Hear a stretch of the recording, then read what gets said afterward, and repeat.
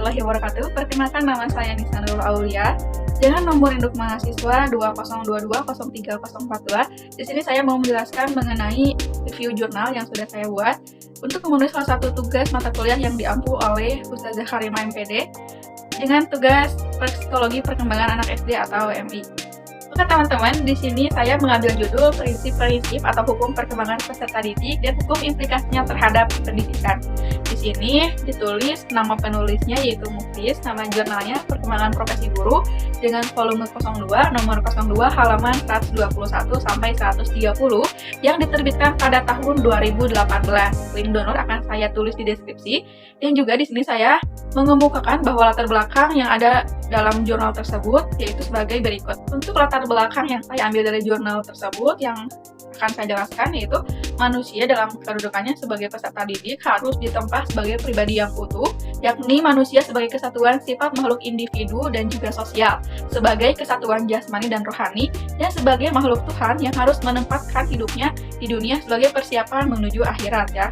Nah, pendidikan adalah upaya untuk mempersiapkan menuju akhirat dan juga upaya membentuk suatu lingkungan untuk anak-anak yang dapat merangsang perkembangan potensi-potensi yang dimilikinya dan akan membawa perubahan yang diinginkan dalam kebiasaan sikapnya. Jadi, peserta didik tersebut akan dibantu oleh guru, orang tua, dan lingkungan di sekitarnya ya. Nah, untuk memanfaatkan kapasitas potensi yang dibawanya mencapai pertumbuhan dan perkembangan yang diinginkannya. Tutur kata Sunarto dan Hartono pada tahun 2013 di nomor halaman 246. Dalam mencapai perkembangan peserta didik, ternyata ada banyak banget prinsip-prinsip hukum yang ada dalam proses perkembangan tersebut. Prinsip hukum tersebut harus dipahami oleh setiap pendidik maupun pimpinan dalam sebuah pendidikan agar memudahkan pembentukan atau pematangan perkembangan yang dialami oleh peserta didik dan memudahkan peserta didik atau pendidik atau pemimpin pendidikan dalam membuat kurikulum atau program yang nantinya sesuai dengan peserta didik ya. Di sini tujuan penelitian penulis menyebutkan yang pertama, untuk memudahkan pembentukan atau pematangan perkembangan yang dialami oleh peserta didik.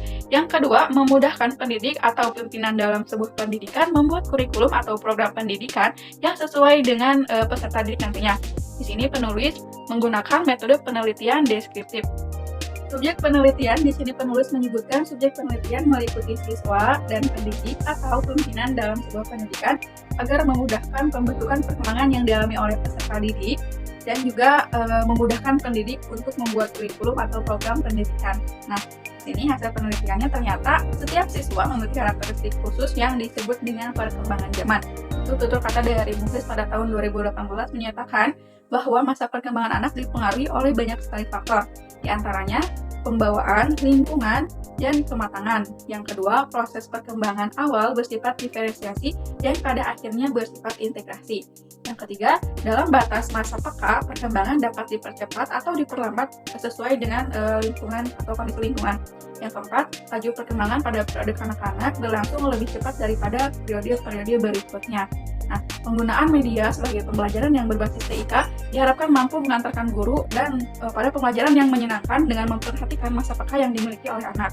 Tutur kata dari Muflis pada tahun 2018 yang katanya dapat melibatkan berbagai aktivitas belajar anak, maka media pembelajaran berbasis TIK dapat dimanfaatkan dalam proses pembelajaran di RA karena dengan TIK akan mempermudah dan mempercepat kerja siswa, menjadikan siswa merasa senang belajar karena berinteraksi dengan gambar-gambar yang berwarna, video atau film yang menarik, dan suara musik sehingga mampu membangkitkan emosi positif dalam proses pembelajaran.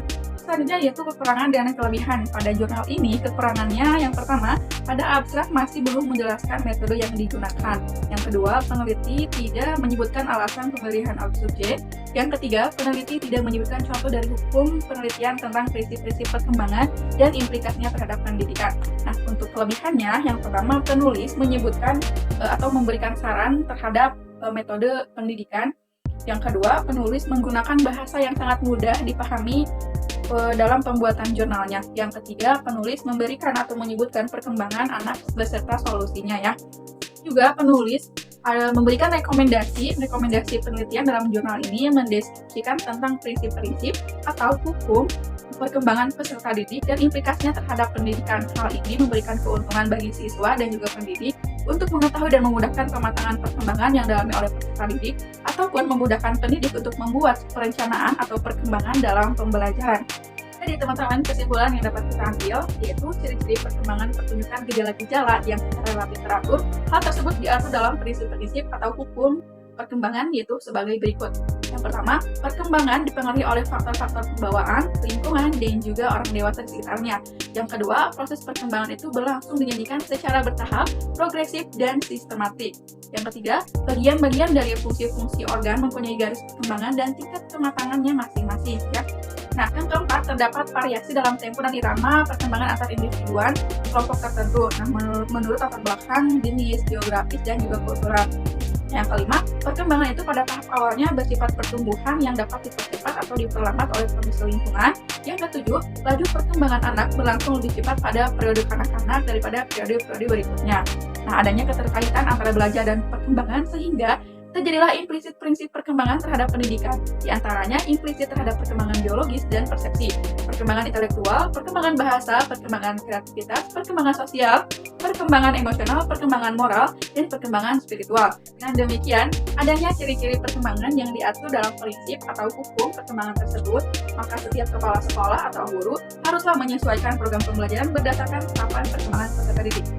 Sekian yang dapat saya sampaikan, semoga bermanfaat. Sampai jumpa dan Assalamualaikum warahmatullahi wabarakatuh.